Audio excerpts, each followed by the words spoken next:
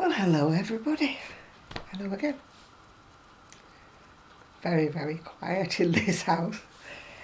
It's kind of eerie. I'm not used to it. Well, I was used to it, but of course then I got out of being used to it and now I've got to get back used to it. But not now.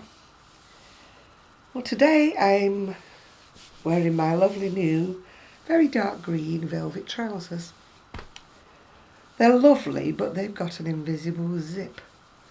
I can't work those things. They just don't zip up properly. I'm going to have to take it out, I think, and put a normal zip in. It's round the side, so have you ever tried twisting yourself while you get the zip up? And I think it keeps sticking somewhere. Apart from that, I've had quite a happy day. Got up very late. Still not washed the dishes. Yay! I feel like some kind of naughty child. I haven't washed the dishes, so there. The dishes always have to be washed, you see, when my daughter-in-law's here, so it's a bit of a yaboo. Haven't done them. No, I've not been drinking. I've just been a bit giddy. All I've got is coffee. Trust me, just coffee. Although I did have a banana milkshake earlier.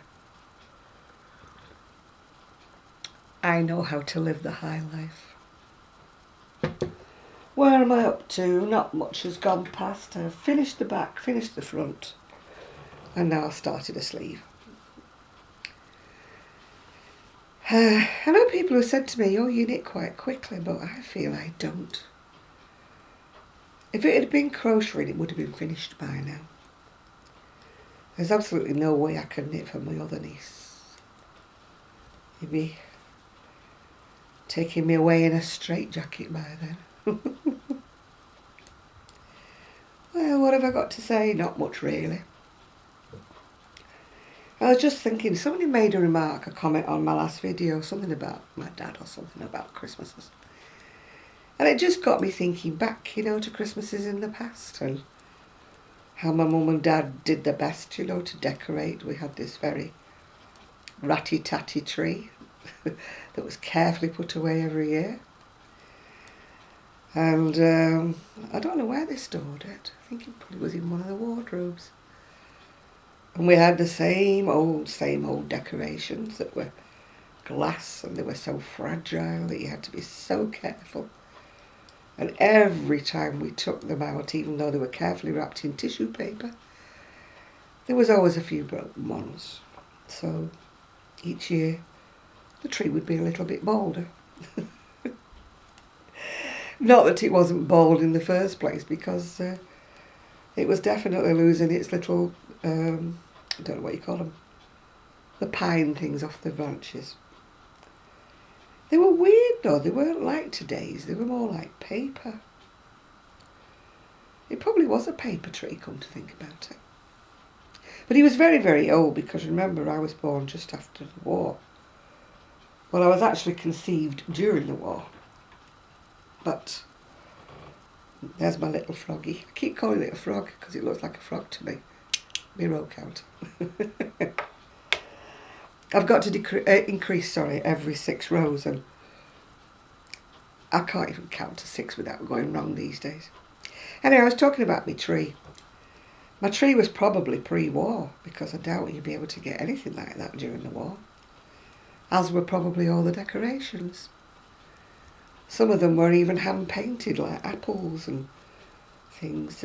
I kept them for years and years, but eventually they were so fragile that they just kept falling apart, I remember we had a Santa Claus that I absolutely loved, the Santa Claus.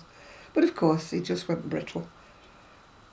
They were so thinly made out of some kind of a metal, because if they broke, they would cut your fingers. They were so thin.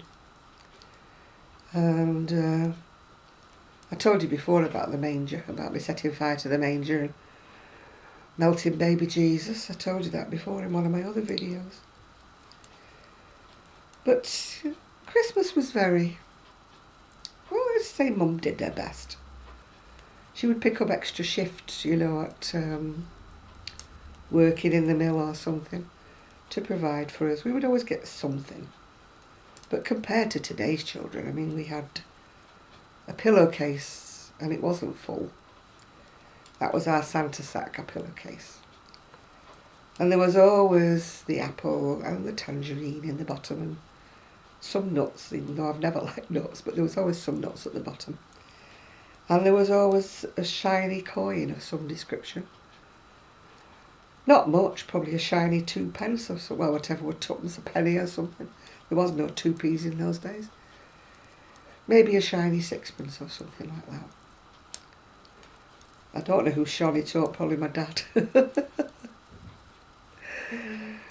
Mum used to make the Christmas pudding, of course, and the Christmas cake.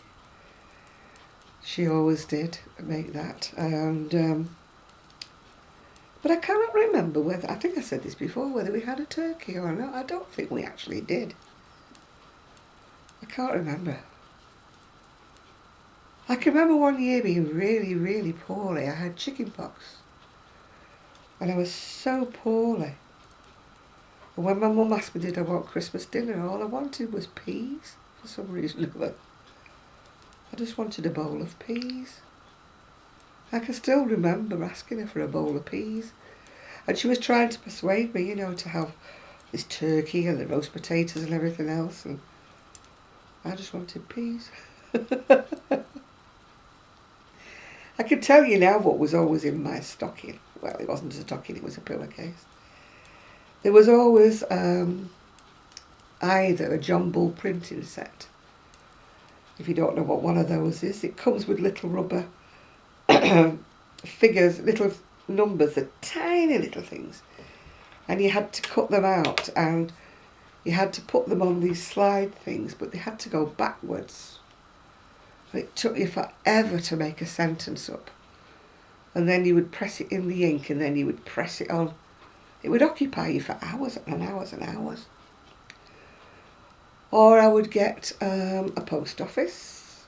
It wasn't much of a post office, it was just a little set of scales and some money and some stamps and bits and pieces.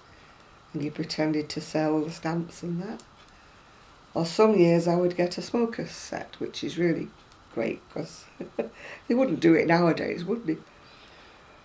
But, I mean, my family didn't smoke, but they just got me this smoker's set. And it would be toffee cigarettes in a packet. They were like white with a pink end on the end that they were lit, and we'd pretend we were smoking cigarettes.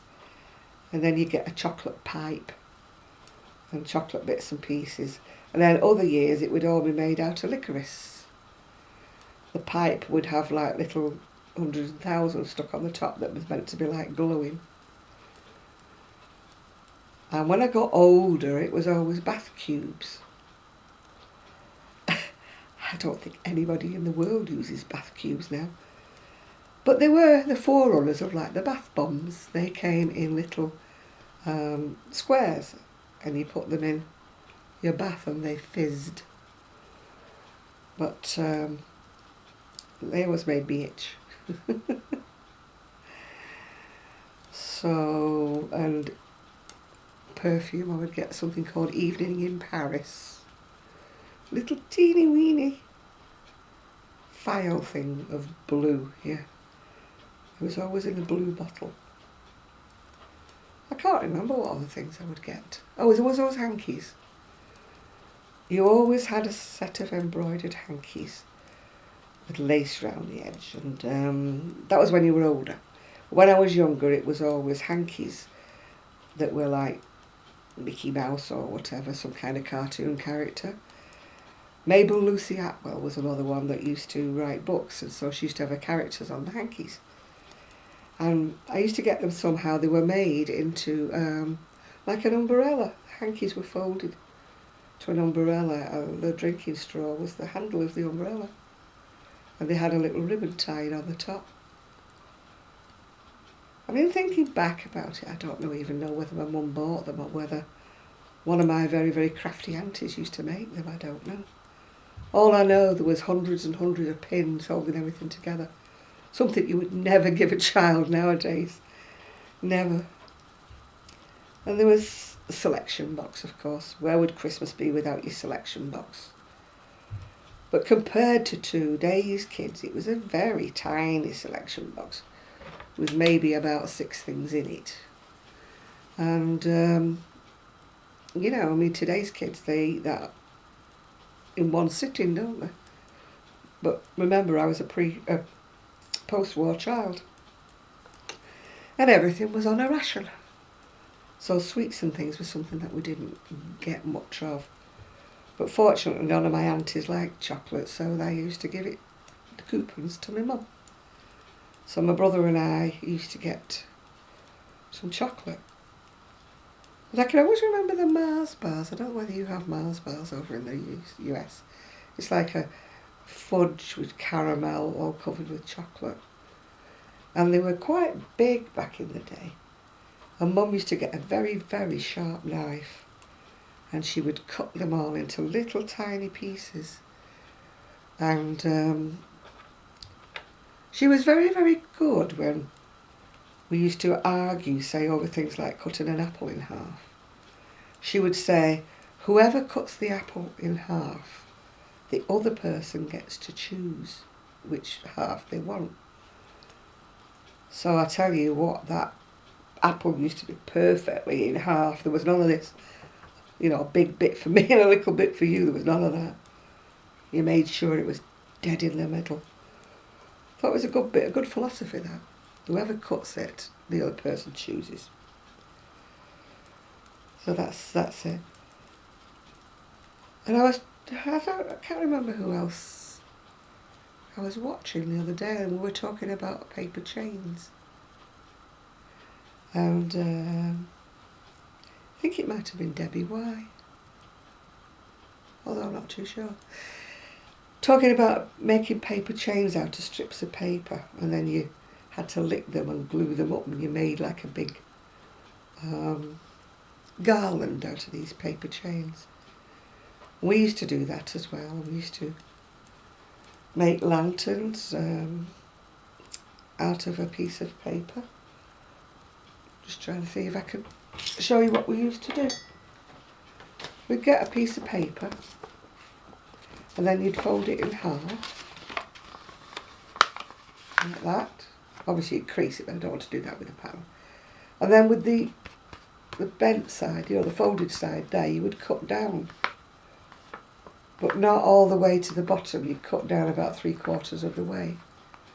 And then you opened it up, bent it around, and glued it. And of course it would then be like that, with all these little cuts in it. It was a lantern. And then we used to have a little piece that went over the top, so we could hang it on the tree. We used to make those at school. And then they also used to, teacher used to cut round a saucer or something and give us all these circles of card. And we used to paint them brown and put all these little dots on them. And then we had a little holly leaves at the top, and holly berries. And then she would help us to put a tiny little calendar at the bottom. And we made those every year in the primary school. That's the little school where little ones go up to the age of about 6 or 7. And it was a present for our mums, a calendar for on the wall. So my poor mum had to have this Christmas pudding stuck on the wall all year. But these were things that we did because, of course, you had no money and presents were few and far between. I can remember one year I wanted a doll and a pram. And my birthday was November, as you know, and then Christmas is December. So Mum said, yes, I could have this doll and pram, but I had to have one for Christmas and one for birthday. So I can't remember which way it was. I think I got the doll for my birthday. And I got it wasn't a pram, it was like a stroller, a pushchair. I got that for Christmas. You didn't get overwhelmed with things. And my brother, who was so much older than me, he was at university at the time, and his clothes were very, very sort of darned and sewn up. So I used to get a new flannelette shirt or whatever every Christmas, something like that, and a new pair of boots or hiking boots or shoes or something like that he would get at Christmas, and they would have to last him like until the year after. But I tell you what, we used to have a fabulous time at Christmas. You did. Christmas was Christmas back then. And I'm sorry if it offends anybody who doesn't celebrate Christmas, but I believe in to each his own. I don't mind whatever you celebrate. If you celebrate Hanukkah, you celebrate Eid, you celebrate whatever. That doesn't worry me, but please let me have my Christmas, If you don't believe in a Christmas, that's fine. You just skip this bit of a video and go on to another one. And the lead up to Christmas was funny because my dad was a butcher, I think I said that before. And as a child, you don't associate anything alive with what finishes up on your plate, I'm not knocking anybody who's a vegetarian or anything like that, but as a child, I never kind of thought, oh, that lamb running in the field there is going to finish up on my plate. I didn't actually associate that at all. But I can remember just before Christmas, the turkeys used to arrive. And my dad and the fellow butchers used to put in very, very late nights. And the turkeys arrived with all the feathers on. There was no such thing as frozen birds and stuff like that. So they would sit there with radio blaring away there, plucking the feathers off these turkeys. And I can remember being sent up with his tea or whatever, some sandwiches and that. And it wasn't that far away, so it wasn't much of a walk for me. But I can remember thinking it would look like it had been snowing in the butcher's shop because you were like up to your, well, I was little, up to my knees in feathers. And it used to strike me as being sort of a really funny thing to do. But as you say, as a child, you do not associate things, dead birds with live ones. I don't know. I never thought of them as running about. I just thought of them as they're hanging up, And, when you think back, everybody's so keen on hygiene these days and putting everything in the freezer and everything's got to be in the fridge. And these blooming turkeys used to hang around for a week or more, without being refrigerated in the butcher's shop. But they used to have a lot more flavour back in the day. And they weren't as big back in the day. I think we've all become more, I won't say greedy, but the turkeys have got to be bigger and bigger and bigger. But maybe we did have a turkey, maybe it was just me confusing it with a big chicken. Because I know they were nothing like the size of turkeys these days, nothing at all. But, I love talking about my dad. I just wish that I'd taken more notice of what he used to tell me about. Because for some reason or another, my dad used to talk to me. Maybe other people had heard his stories many times before. My brother was a teenager when I was small, and maybe he just didn't want to know Dad's stories, but to me they were very fascinating. He would tell me all about when he was a child and where they used to live and what used to happen and what Royton, that's where I was born, Royton was like when it was tiny, when it was just like a little village, and he would tell me about buildings that had been pulled down and all kinds of customs and things about how he used to deliver the meat in a horse and cart, and he was just full of stories. He was a fantastic raconteur. He could tell stories. It came in handy actually when my father was dying. He had cancer, prostate cancer, and it spread all over his body. But he also had dementia and Alzheimer's. So my brother couldn't talk to him at all. He just couldn't. They'd just sit there at opposite corners of the room. He had to go in a home at the end because Mum was in a wheelchair and she just couldn't go. And he used to say, I don't know how you can talk to Dad. And I say, you have to go back into his mind. You have to, and like, fortunately, I had this wealth of stories that I'd remembered that he told me. So all I had to do was say to him, will you tell me about when you were stationed up in the Shetland Isles or something like that? And I would tell him things like that, and then he would start telling me these stories. And he couldn't remember anything about that, the sort of recent past. When I used to say Mrs. Such-a-Body was asking how you were the other day, he'd say, I don't know her. I don't know her. Who is it? I don't know. But I'd have to start thinking, and then I'd think, you remember her mum? Her mum was Mrs. So-and-so. And then he'd go, oh yeah, I remember Mrs. So-and-so. And then he would go off and tell me the stories about Mrs. So-and-so, you know. And we used to have quite long chats, me and my dad. And even my mum really didn't seem to be able to get into his mind. I think it was because I was little. I mean, you wouldn't think that a small child would want wartime stories to go to bed with, would you? But he used to work very, very long hours, and sometimes I'd be in bed when he came home from work. But I wouldn't always be asleep. So if he came upstairs and he'd see that I was asleep, I was awake, he would sit on the end of the bed and tell me some stories till I went to sleep.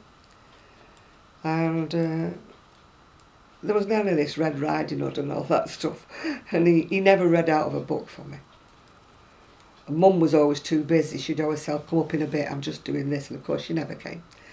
But my dad would sit there. And you'd think I would have nightmares, wouldn't you? When he's telling me about the guns. And he was a gunner in the war. Radar, he worked on radar and guns. And you would think that, like, you know, it's not the kind of thing you tell a 3-4-year-old child, is it? All about your war escapades. But surprisingly enough, I used to find it entertaining, you know. Because he was always a joker. And one of my favourite stories was always the showers when they were in the army were always at one end of the field, and like these huts where they were round and you all slept with your toes to the centre pole. They'd be miles away from these showers.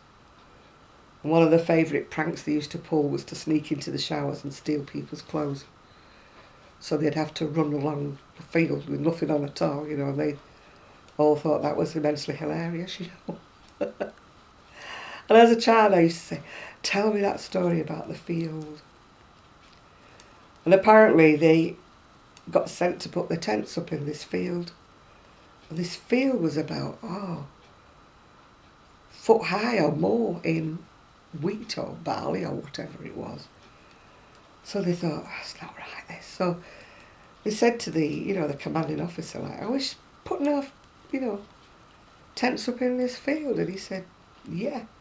Well, it's like all this stuff. And he said, you have to just trample it down and then put your tents on top. So they did all this and put all their tents up and everything. And then this irate farmer appears and shaking his fist at them. Apparently they'd picked the wrong field. There should have been 2 fields further over.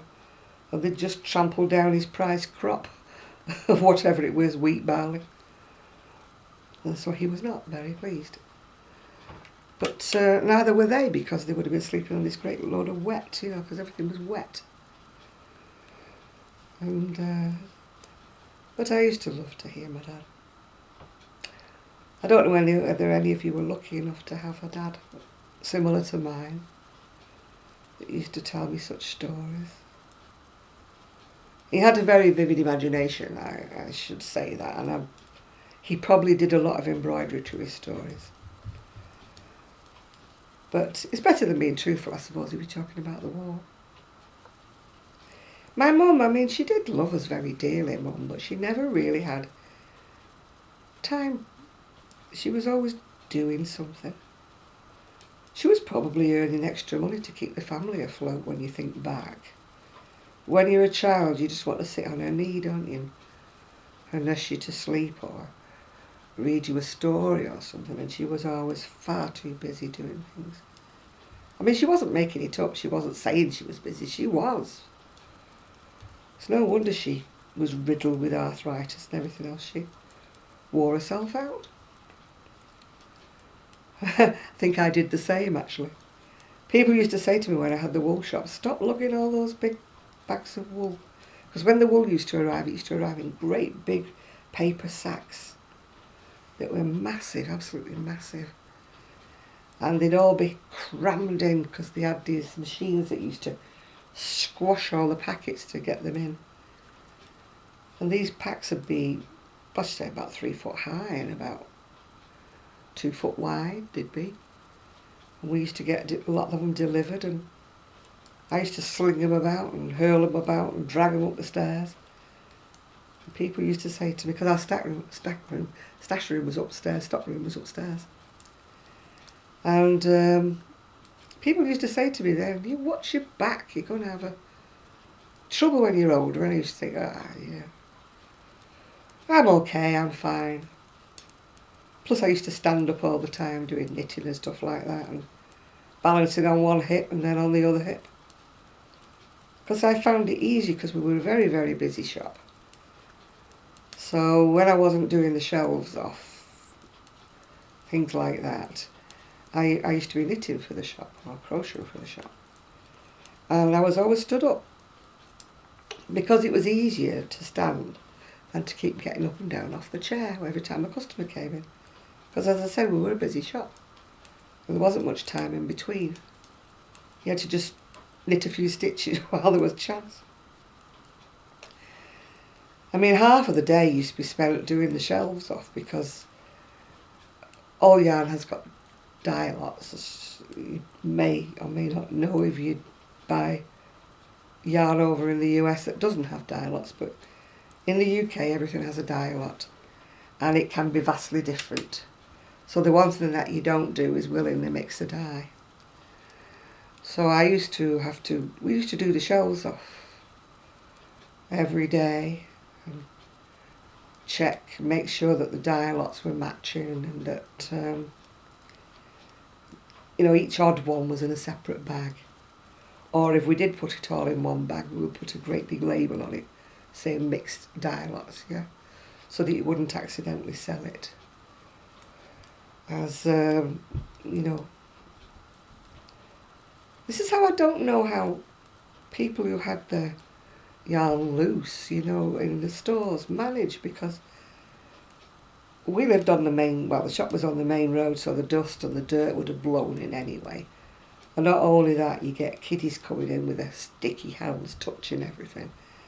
Or they'd come in with an ice cream, I can remember once being told off by a woman saying I didn't like children and that she wasn't coming back in my shop anymore because I'd told her child off because he was trailing his ice cream cone across the wool. Who wants to buy balls of yarn, balls of wool with ice cream stuck all over them? Sure she wouldn't.